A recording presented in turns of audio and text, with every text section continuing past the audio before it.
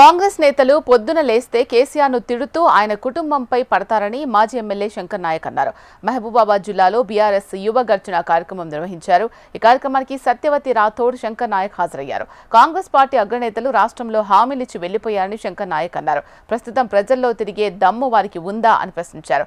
జిల్లా నియోజకవర్గానికి 6 మంత్రులు వచ్చారని, తాము తెచ్చిన వాటిని రీడిజైనింగ్ చేసి శంకుస్థాపనలు చేశారని ఎద్దేవా చేశారు. ప్రజలంతా ఒకసారి ఆలోచించి స్థానిక సంస్థల ఎన్నికల్లో ఓటు వేయాలని విజ్ఞప్తి చేశారు. పార్టీ నుంచి వెళ్లిపోయిన కొంతమంది మళ్లీ పార్టీలోకి వద్దామనుకుంటున్న వారిని రానిచ్చేదే లేదని మాజీ ఎమ్మెల్యే శంకర్ నాయక్ అన్నారు.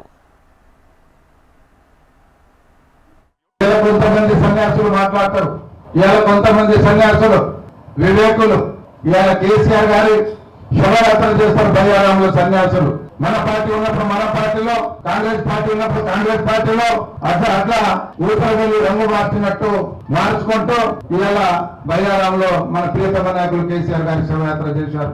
ఈ శోభయాత్ర చేసిన తర్వాత మన పార్టీలో ఉన్న నాయకులు, పదవులు తీసుకున్న నాయకులు, గొప్ప నాయకులు, నా మీద ఉన్న ఆకాంక్ష, నా మీద ఉన్న కసి పార్టీ మీద లేదు. మరి మీరు మాట్లాడాల్సిన బాధ్యత ఒక డిస్ట్రిక్ట్ ప్రెసిడెంట్ లేదా, ఒక ఎమ్మెల్సీ గారికి లేదా, ఒక ఎమ్మెల్యే గారికి లేదా, ఒక మినిస్టర్ గారికి లేదా అని చెప్పి నేను అడుగుతున్నా. ఏదైతే బయ్యారంలో ఊసరవెల్లిలాగా మీరు రంగులు మార్చుకుంటూ శవయాత్ర చేశారో ఖబర్దారని చెప్తున్నారు. రాబోయే రోజులు మా బిడ్డ మీ ఆటలు చల్లవని చెప్పేసి నేను మనం చేస్తున్నా.